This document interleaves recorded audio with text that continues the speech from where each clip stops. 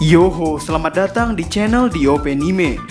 Kepada nakama semua, silahkan follow IG kami juga untuk mendapatkan info resmi dan terbaru dari kami.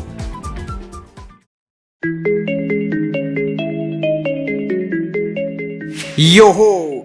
Salah satu pondasi utama mengenai manga One Piece adalah impian dari para kru anggota topi jerami, yang dimana sebenarnya impian-impian itu seperti baru bisa terwujud jika kru topi jerami benar-benar menuju Raftel dan Luffy menjadi seorang raja bajak laut.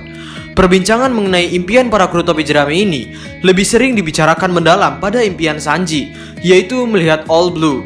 Teori paling terkenal mengenai All Blue di dalam negeri maupun luar negeri adalah bahwa kru topi jerami atau setidaknya Luffy akan memusnahkan titik Reverse Mountain atau Red Line yang di atasnya ada Marijoa, sehingga nanti akan mempertemukan lautan West Blue, North Blue, East Blue, dan South Blue di satu tempat yang sama.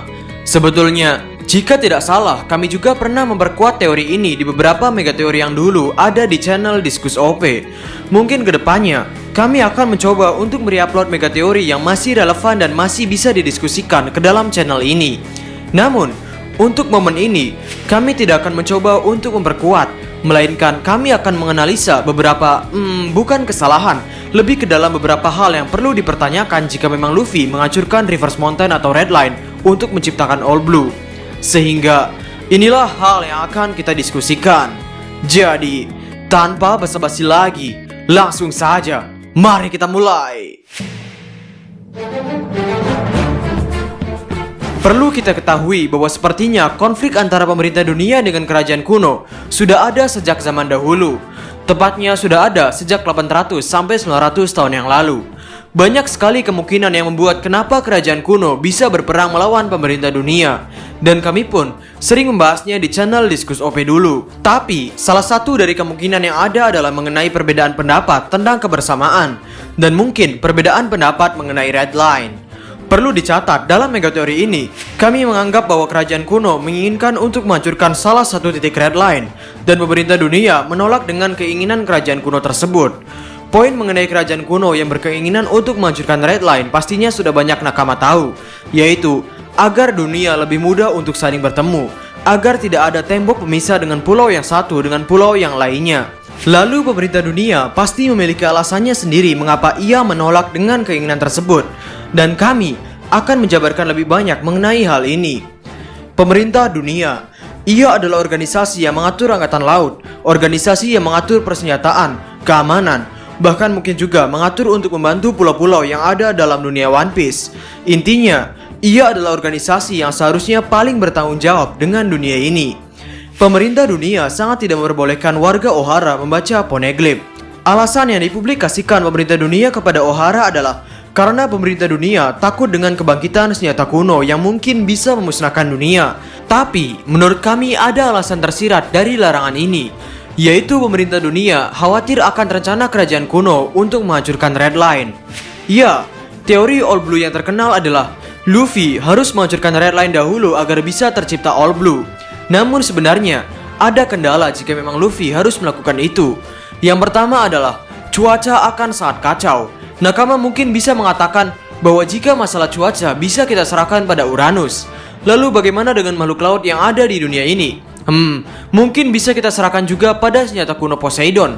Jadi Min, apa yang harus dikhawatirkan lagi? Yang harus dikhawatirkan adalah masalah yang akan terjadi jika Red Line benar-benar dihancurkan, yaitu dengan jalur laut yang terbuka begitu lebar, maka kesempatan para bajak laut untuk menjara dan melakukan tindak kriminal akan lebih mudah. Mungkin inilah kekhawatiran terbesar pemerintah dunia jika memang rencana ini dilancarkan. Karena sebenarnya yang repot bukan hanya pemerintah dunia, melainkan dunia itu sendiri.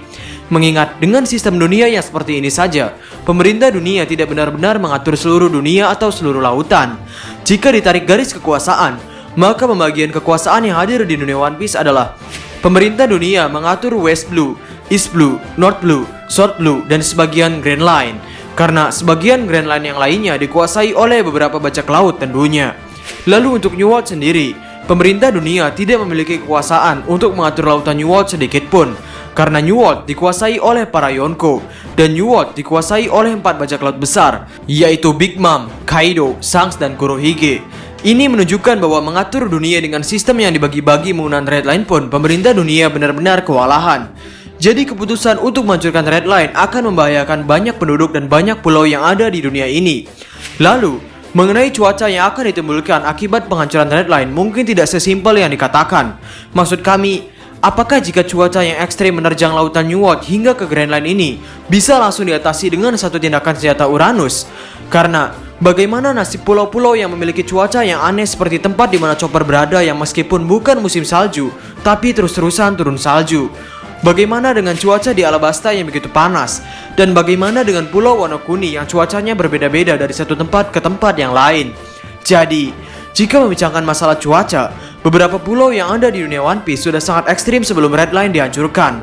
Maksud kata ekstrim di sini berarti tidak sewajarnya. Pulau-pulau ini memiliki iklim yang tidak normal. Kemudian, Oda mengatakan bahwa jika One Piece hanya berpusat pada pertempuran, maka ceritanya akan sangat mudah untuk dikalahkan Dragon Ball. Dan ini adalah hal yang benar. Oda benar-benar menekankan yang namanya petualangan dalam serial yang ia buat. Kita melihat seisi dunia One Piece dari mata sang kapten, yaitu Monkey D. Luffy. Luffy tidak pernah mengeluh mengenai petualangan yang ia jalani. Ia merasa gembira dan selalu bersemangat dengan petualangan yang akan ia hadapi. Tidak peduli seburuk apapun hal yang ada di hadapannya, Luffy selalu bersemangat. Jadi, jika Luffy menghancurkan Red Line, apakah ini berarti Luffy menghancurkan petualangan yang telah ia lewati sendiri? Maksud kami, dengan menghancurkan Red Line dan cuaca benar-benar bisa distabilkan, maka para pelaut tidak akan lagi merasakan yang namanya kegembiraan, ketegangan selagi mereka berpetualang. Tidak akan ada lagi fenomena knock upstream. Tidak ada lagi fenomena-fenomena aneh yang dapat para pelaut rasakan selagi berpetualang. Dan jalur untuk berpetualang pun akan menjadi kacau. Kenapa? Karena Red Line sudah dihancurkan. Kini semua orang bebas untuk memilih pulau yang ia sukai, bebas memilih jalur yang akan ia singgahi terlebih dahulu. Jadi, Luffy sebagai orang yang suka berpetualang, apakah dia akan rela begitu saja untuk menghancurkan petualangan yang menyenangkan ini? Mungkin pertanyaan ini lebih condong kepada sang mangaka, yaitu Eiichiro Oda. Karena Oda juga menekankan bahwa cerita One Piece ini adalah cerita yang berpetualang. Jadi, jika Oda menghancurkan Red Line yang dimana karena Red Line lah cuaca di cerita ini lebih menegangkan dan fenomena petualangan dalam cerita ini juga lebih seru, maka itu adalah hal yang dirasa, ya agak sedikit dipertanyakan. Berbicara mengenai All Blue, sebetulnya kami juga menemukan episode di mana Sanji sudah mencicipi rasa yang dibawa dari lautan All Blue, yakni pada arc di mana Robin ditangkap oleh CP9. Nakama bisa search videonya di YouTube, yaitu Garam dari All Blue, atau cek di One Piece episode 319. Di sana, Sanji telah mencicipi garam dari All Blue. Sebenarnya garam itu diambil dari Aqua Laguna yang dimana Aqua Laguna mengambilnya dari All Blue. Informasi ini kami ambil dari Wikia. Namun sayangnya, episode ini adalah episode filler alias tidak ada dalam manga.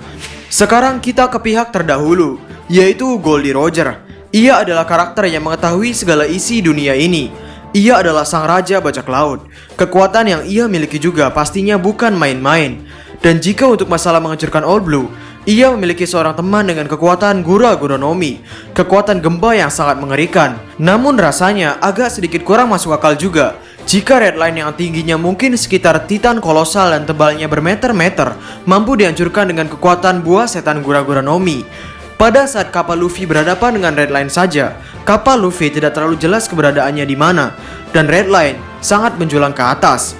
Mungkin jawaban paling jelas kenapa Roger tidak menghancurkan Red Line adalah karena waktu yang tidak mencukupi.